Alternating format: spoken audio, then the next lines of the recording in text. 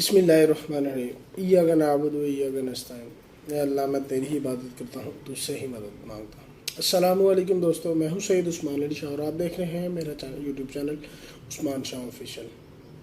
दोस्तों, रात की खबर ये बहुत गर्दिश कर रही है कि गवर्नर पंजाब उमर सरफराज चीमा साहब को ओहदे से हटा दिया गया है, जबकि इसके ऊपर तफसीली बात करूँगा। जबकि सदर ममलिकत जनाब मोहतरम आरफ अलवी साहब ने प्राइम मिनिस्टर ऑफ पाकिस्तान की इस असम्बली को मुस्तरद कर दिया था। ये उनकी पावर है, असम्बली को मुस्तरद करें या उस असम्बली को बाकायदा तौर पर दस्तखत करके मंजूर कर लें, लेकिन उन्होंने रात को दस्तखत करके मुस्तरद कर दिया था। तो फिर किस तरह गवर्नर पंजाब उमर सरफराज चीमा साहब को उनके ओहदे से हटाया जा सकता है। अगर मैं देखूं, उनका नोटिफिकेशन तो मेरे पास आ गया। इंशाल्लाह मैं इस वीडियो के अंदर वो मेरे साइट पे आ जाएगा। इंशाल्लाह आपको मैं शेयर कर दिखा भी दूंगा नोटिफिकेशन कि वो एक कैबिनेट डिवीज़न के सेक्रेटरी ने उसे बाकायदा तौर पर साइन किया है उस नोटिफिकेशन को, जिसकी बाकायदा तौर पर कानूनी तौर देखा जाए तो कोई हैसियत नहीं है। क्यों? क्योंकि उस गवर्नर कोई भी हो, उसे प्राइम मिनिस्टर हटा नहीं सकता। प्राइम मिनिस्टर एडवाइस ज़रूर कर सकता है, हटा नहीं सकता। एडवाइस की सूरत में वो सदर ममलिकत के ऊपर है कि वो उस एडवाइस को एक्सेप्ट करता है या उसे रद्द करके रद्दी की टोकरी में डाल देता है। तो इसी तरह मैं देखता हूँ कि रात को बाकायदा तौर पर सदर ममलिकत जनाब आरफ अलवी साहब ने उसको रद्द कर दिया था। उसकी जो प्राइम मिनिस्टर की तरफ से जो एडवाइस गई थी उसे बाकायदा तौर पर रद्द करके रद्दी की टोकरी में डाल दिया था। लेकिन इस आईनी काम को गैर आईनी तरीके से किया गया। गैर आईनी तरीके से इस तरह किया गया कि जो आर्टिकल 101 है कॉन्स्टिट्यूशन ऑफ पाकिस्तान का, वो वाज़िया तौर पर है कि गवर्नर को सिर्फ प्रेसिडेंट ऑफ पाकिस्तान ही हटा सकता है, इसके अलावा कोई भी पावर उसको नहीं हटा सकती। तो फिर यहाँ पर हमारे जो अदलिया, जो हमारे दूसरे अदारे हैं, वो अब कहाँ पर हैं? कल मैं कुछ सुन रहा था आर्गूमेंट्स आर्टिकल 63A के हवाले से, जिसके अंदर बाकायदा तौर पर चीफ जस्टिस ऑफ पाकिस्तान के ये रिमार्क सामने आए थे कि सुप्रीम कोर्ट ऑफ पाकिस्तान का अगर एक बेंच फैसला कर ले कि इसके ऊपर अज़गुद नोटिस लेना है तो वो नोटिस ले लिया जाता है। तो बाकायदा मैं रूलिंग की बात करूं, अगर जो रूलिंग के ऊपर अज़गुद नोटिस लिया था, तो ये एक छोटा सा, मैं सिर्फ वैसे ही आपको बता रहा हूं, तो उसके ऊपर अज़गुद नोटिस ले लिया था। लेकिन ये भी एक गैर आईनी काम हो रहा है।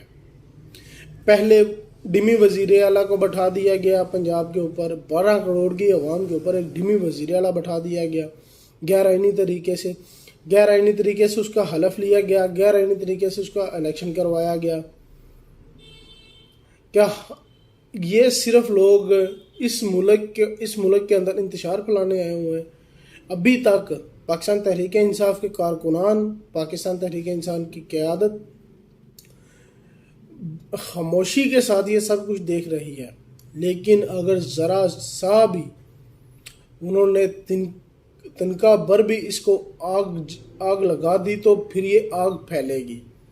तो खुदारा इसको यहाँ पर ही कंट्रोल कर लें तो अच्छा है, वरना ये बहुत दूर तक काम चला जाएगा। मुझे तो ये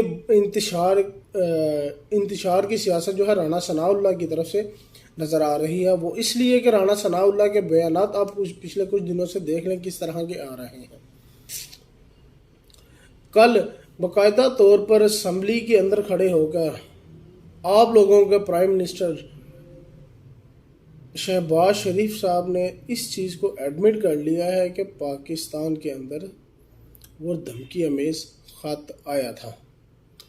तो सवाल यहाँ पर आकर ख़त्म होता है कि ये अब जो आईनी तरीका सदर ममलिकत जो इमरान खान साहब ने और डिप्टी स्पीकर कासिम सूरी साहब ने उस वक्त किया था, आर्टिकल 5 के तहत क्या वो गैर आईनी था?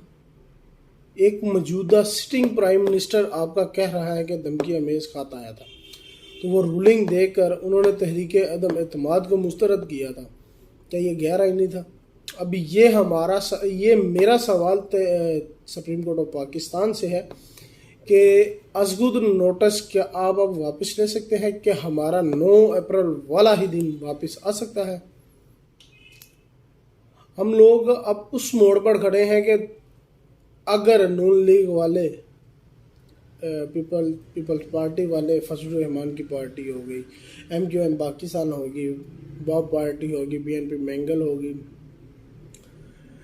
इसी तरह हम देखते हैं, अगर दूसरी जमातों को देखते हैं जो दावे कर रहे थे कि अगर ये चीज़ है तो हम इमरान खान साहब के साथ खड़े होंगे। अब मैं देखता हूं कि क्या ये लोग हुकूमत से अलहदगी इख्तियार करेंगे? कभी भी नहीं करेंगे। क्यों? जो उन लोगों को चाहिए था वो उन्हें मिल रहा है। उन लोगों को छूट चाहिए थी करप्शन की, वो उन्हें मिल चुकी है। खैर, ये तो मैं एक छोटी सी आपसे सिर्फ बात कर रहा था रूलिंग के हवाले से कि गैर आईनी थी या आईनी थी। बात यहाँ पर गवर्नर पंजाब की हो रही है, जिसको बाकायदा तौर पर गैर आईनी तरीके से हटाने की पूरी कोशिश की जा रही है।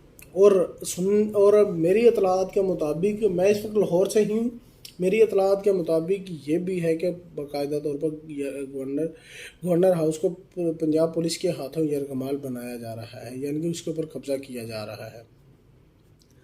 अगर ऐसा हो गया तो फिर अल्लाह खैर करे। मेरी तो अल्लाह पाक से दुआ है कि पाकिस्तान को अपने हिफ्ज़ ईमान में रखे, क्योंकि एक जो बंदा एक आईनी तरीके से बैठा हो, उसको गैर आईनी तरीके से अगर आप हटाएंगे तो अगर उसके ऊपर अदलिया भी खामोश रहेंगी, हमारे जो एजेंसी से हैं वो भी खामोश रहेंगी, तो सवालात उठेंगे।